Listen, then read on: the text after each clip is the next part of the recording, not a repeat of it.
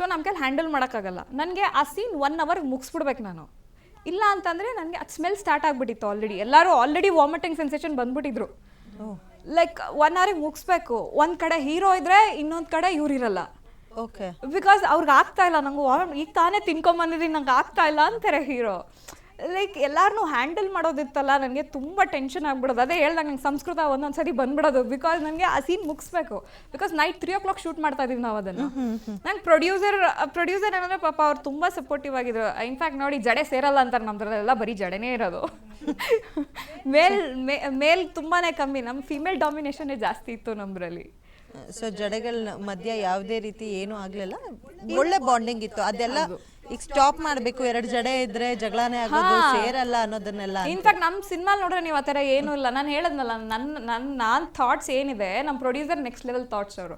In fact ಯಾವುದಾದ್ರೂ horror cinema ಬಂದರೆ ನಾವು ಲವ್ ಜಾನರ್ಸು, ಆಮೇಲೆ ರೊಮ್ಯಾಟಿಕ್ ಸೀನ್ಸ್ ಅದೆಲ್ಲವೂ ಕಮ್ಮಿ. ಯಾವುದಾದ್ರೂ ಹಾರರ್ ಸಿನಿಮಾ ಬಂತು ಅಂದರೆ ನನಗೆ ಪ್ರೊಡ್ಯೂಸರ್ ಫೋನ್ ಮಾಡ್ತಾರೆ, ಶಿಲ್ಪಾ ಪ್ರಸನ್ನ ಫೋನ್ ಮಾಡಿಬಿಟ್ಟು, ಮ್ಯಾಮ್ ಆಫೀಸಿಗೆ ಬಂದ್ಬಿಡಿ, ಒಂದು ಸಿನಿಮಾ ಬಂದಿದೆ ನೋಡೋಣ.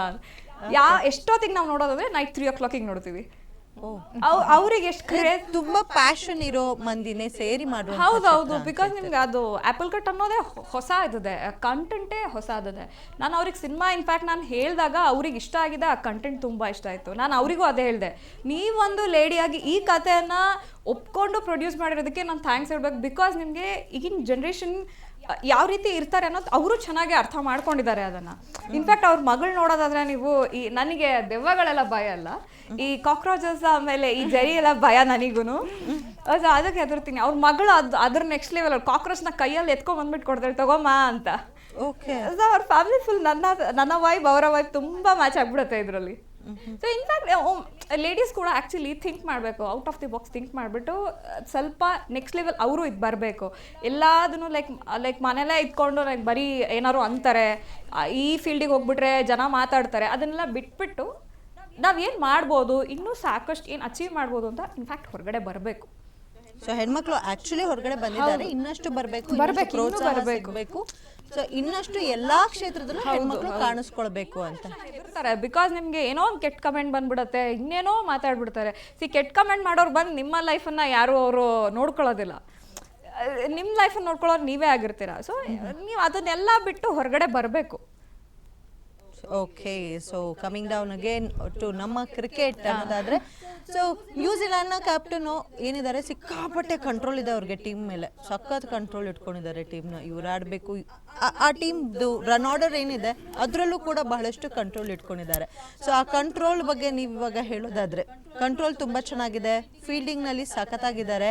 ಆ್ಯಂಡ್ ನಮ್ಮ ಏನಿದೆ ಇವತ್ತಿನ ದುಬೈ ಪಿಚ್ ಏನಿದೆ, ಅದು ಬಾಲರ್ಸ್ ಎಸ್ಪೆಷಲಿ ಸ್ಪಿನ್ನರ್ಸ್ಗೆ ಸ್ವರ್ಗ, ಬ್ಯಾಟ್ ಮಾಡೋರಿಗೆ ಸ್ವಲ್ಪ ಸಂಕಷ್ಟ ಅನ್ನುವಂಥ ಒಂದು ಪಿಚ್ ಇರೋದು. ಸೊ ಇದ್ರ ಬಗ್ಗೆ ನೀವು ಹೇಳೋದಾದ್ರೆ, ಅವ್ರಿಗೆ ಕಂಟ್ರೋಲ್ ಇದೆ ನಿಜ. End of the day Mitchell Santner ಅವ್ರ ಕಂಟ್ರೋಲ್ ಇದೆ, end of the day control ಮಾಡ್ಬೋದು ಅಷ್ಟೇ. ಬಟ್ ಆಡಬೇಕಾಗಿರೋದು ಬೇರೆ ಪ್ಲೇಯರ್ಸೇ ಅಲ್ವಾ. ಈಗ ಬೌಲಿಂಗ್ ನೀನು ಮಾಡು, ಈ ಟೈಮಲ್ಲಿ ಬ್ಯಾಟಿಂಗ್ ಮಾಡು ಅಂತ ಇವ್ರು ಡಿಸೈಡ್ ಮಾಡ್ಬೋದು ಅಷ್ಟೇ. ಬಟ್ ಆಡಬೇಕಾಗಿರೋದು ಬೇರೆ ಪ್ಲೇಯರ್ಸೇ. ಸೊ ಹಾಗಾಗಿ ಅವರು ಕೂಡ ಪರ್ಫಾರ್ಮ್ ಮಾಡಲೇಬೇಕಾಗುತ್ತೆ, ಬೇರೆ ಅವ್ರು ಯಾವ ಟೈಮ್ಗೆ ಬೌಲ್ ಕೊಟ್ಟರೆ ಬ್ಯಾಟ್ ಕೊಟ್ಟರೆ. ಆ್ಯಂಡ್ ಫೀಲ್ಡಿಂಗು ತುಂಬ ಚೆನ್ನಾಗಿದ್ದಾರೆ. ಆ್ಯಂಡ್ ನಮ್ಮಲ್ಲಿ ಡ್ರೆಸ್ಸಿಂಗ್ ರೂಮಲ್ಲಿ ಪ್ರತಿ ಮ್ಯಾಚ್ ಆದಾಗ್ಲೂ ಲಾಸ್ಟ್ ವರ್ಲ್ಡ್ ಕಪ್ಪಿಂದ ಒಂದು ಹೊಸ ಬೆಳವಣಿಗೆ ಶುರುವಾಗಿದೆ. ಮ್ಯಾಚ್ ಮುಗಿದಿದ ತಕ್ಷಣ ಓವರಾಲ್ ಮ್ಯಾಚು ಯಾರು ದಿ ಬೆಸ್ಟ್ ಕ್ಯಾಚ್ ಹಿಡಿದಿರ್ತಾರೋ ಅವ್ರಿಗೊಂದು ಸ್ಪೆಷಲಾಗಿ ಒಂದು ಸರ್ಪ್ರೈಸಾಗಿ ಯಾವುದಾದ್ರೂ ಲೆಜೆಂಡನ್ನ ಕರೆಸಿ ಅವ್ರ ಕೈಲಿ ಒಂದು ಟ್ರೋಫಿ ಕೊಡಿಸೋದು, ಅದು ಕ್ರಿಕೆಟ್ ಆರ್ಗನೈಸರ್ಸ್ ಮಾಡೋದಲ್ಲ. ನಮ್ಮ ಡ್ರೆಸ್ಸಿಂಗ್ ರೂಮಲ್ಲಿ ಒಂದು ಫೀಲ್ಡಿಂಗ್ ಕೋಚ್ ಇದ್ದಾರಲ್ಲ, ಅವ್ರು ಇನಿಷಿಯೇಟ್ ತೊಗೊಂಡಿರೋದು ಎಷ್ಟು ಬ್ಯೂಟಿಫುಲ್ ನೋಡಿ. ಲಾಸ್ಟ್ ಟೈಮೆಲ್ಲ ಎಷ್ಟು ಚೆನ್ನಾಗಿ ಅಂದರೆ ಗ್ರೌಂಡಲ್ಲಿ ನಿಲ್ಲಿಸ್ಬಿಟ್ಟು ಇವಾಗ ಯಾರಿಗೆ ಹೋಗ್ತಾ ಇದೆ ಗೊತ್ತಾ ಟ್ರೋಫಿ ಅಂತ ಇಂಥವ್ರಿಗೆ ಹೇಳ್ತಾರೆ. ಆಮೇಲೆ ಅದು ಹೆಂಗೆ ರಿವೀಲ್ ಮಾಡ್ತಾರೆ ಅಂದರೆ, ಅಲ್ಲಿ ದೊಡ್ಡ LED ಇರುತ್ತೆ, ಅದರಲ್ಲಿ ಪ್ಲೇ ಮಾಡ್ತಾರೆ. ಇಲ್ಲ ಹಿಂದೆ ಯಾರಾದರೂ ಸರ್ಪ್ರೈಸಾಗಿ ಬರ್ತಾರೆ. ಲಾಸ್ಟ್ ಟೈಮ್ ಮೊನ್ನೆ ಶಿಖರ್ ಧವನ್ ಬಂದು ಅಕ್ಷರ್ ಪಟೇಲ್ಗೆ ಗಿಫ್ಟ್ ಕೊಟ್ಟರು, ಸೊ ನೀವೇ ದಿ ಬೆಸ್ಟ್ ಅಂತ. ಸೊ ಫೀಲ್ಡಿಂಗಲ್ಲಿ ಸ್ವಲ್ಪ ವೀಕ್ ಇರೋದ್ರಿಂದ ನೋಡಿ, ನಾವು ಹೇಳ್ತಾ ಇರೋದು ಮಿಸ್ಟೇಕ್ನ ಎಷ್ಟು ಚೆನ್ನಾಗಿ ಸರಿ ಮಾಡ್ಕೊತಾ ಇದ್ದೀವಿ ಅಂತ. ಇದೇ ಅಲ್ವಾ ಒಳ್ಳೆ ಬೆಳವಣಿಗೆ, ಇದೇ ಅಲ್ವಾ ಸ್ಟ್ರಾಟಜಿ. ಫೀಲ್ಡಿಂಗ್ ನಮ್ಮದು ವೀಕ್ ಇದೆ ಅಂದಿದ ತಕ್ಷಣ ಅದೊಂದು ಹೊಸ ಬೆಳವಣಿಗೆ ನಮ್ಮ ಮಧ್ಯೆ. ಯಾರು the best fielder, the best catch, the best dive ಯಾರು ಹೊಡೆದಿರ್ತಾರೋ ಅವ್ರಿಗೊಂದು ಗಿಫ್ಟ್ ಥರ ಅಥವಾ ಒಂದು ಟ್ರೋಫಿ ಥರ ಒಂದು ಮೆಡಲ್ ಹಾಕಿ ಕೊಡ್ತಾರೆ. ಸೊ ಅದು ಒಳ್ಳೆ ಬೆಳವಣಿಗೆ. ಅಕ್ಷರ್ ಪಟೇಲಿಗೆ ಸಿಕ್ತು ಮೊನ್ನೆ, ಒಳ್ಳೆ ದಿ ಬೆಸ್ಟ್ ಕ್ಯಾಚ್ ತೊಗೊಂಡಿದ್ರು. ಅದಕ್ಕೆ ಮುಂಚೆ ಕೊಹ್ಲಿಗೆ ಸಿಕ್ತು. ಸೊ ಹಾಗಾಗಿ ಅದೇನು ಒಂದು ಬೂಸ್ಟಪ್ ಅಷ್ಟೇ. ಇವಾಗ ಫೀಲ್ಡಿಂಗ್ ವೀಕ್ ಇದೆ ಅಂದಿದ ತಕ್ಷಣ ಅವ್ರು ಸುಮ್ಮನೆ ಫೀಲ್ಡ್ ಮಾಡ್ತಾ ಇರ್ತಾರೆ. ಇದು ತಲೆಯಲ್ಲಿ ಇರುತ್ತಲ್ವ. ಇವಾಗ ಫಾರ್ ಎಕ್ಸಾಂಪಲ್ ಇಲ್ಲಿ ಬಂದರೆ ಕ್ಯಾಚ್ ಹಿಡಿತಾರೆ, ಅಲ್ಲಿ ಹೋದ್ರೆ ನಂಗೆ ಆ ಟ್ರೋಫಿ ಬೇಕು ಅಂತ ಹೇಗಿರ್ತಾರೆ. ಸೊ ಅದೊಂದು ಸಣ್ಣ ಸಣ್ಣ ಅಪ್ರಿಸಿಯೇಷನ್ ತುಂಬಾ ಮ್ಯಾಟರ್ ಆಗುತ್ತೆ. ಸೊ ನಿಮ್ಮ ಲೈಫ್ಗಳಲ್ಲೂ ಬಹಳಷ್ಟು ಜನ ಯಾವುದೋ ಒಂದು ಪುಟ್ಟ ಅಪ್ರಿಸಿಯೇಷನ್ ಇಷ್ಟೊಂದು ಹೆಲ್ಪ್ ಮಾಡಿದೆ ಅನ್ನೋದಾದ್ರೆ ಯಾವ ಅಪ್ರಿಸಿಯೇಷನ್ ನೀವು ಬೇಕು? ನೀವು ಮೂವರು ಸೇರಿ ಹ್ಯೂಮರ್ ಚೆನ್ನಾಗಿದೆ. ಸದ್ಯಕ್ಕೆ ಅದ ಹಿಂದೆ ಆಗಿದ್ದಾಗೋಯ್ತು ಬಿಡಿ. ಎಂಡ್ ಆಫ್ ದ ಅಲ್ಲ ಪ್ರಾಬ್ಲಿ ನಂಗೆ ಮುಂಚೆ ಸಿಕ್ಕಿದ್ರೆ ನಮ್ದು ಮೂವಿಗೆ ಡೈಲಾಗ್ ರೈಟರ್ನ ತಗೊಂಡ್ಬೋದಾಗಿತ್ತೆ. ಮಿಸ್ ಆಗಿದ್ರಲ್ಲ. Next movie. ಸೊ ಆ ಒಂದು ಅಪ್ರಿಸಿಯೇಷನ್ ನಿಮ್ಗೆ ಹೋಗ್ಲಿದ್ದೀರಾ? ಅದು ರೆಕಮೆಂಡ್ ಆಗಿದೆ, ನೀವಿಬ್ರು ಹೋಗ್ಲಿರೋದು. ಪೇಮೆಂಟ್ ಏನ್ share in what? Wow, hi fi, nice.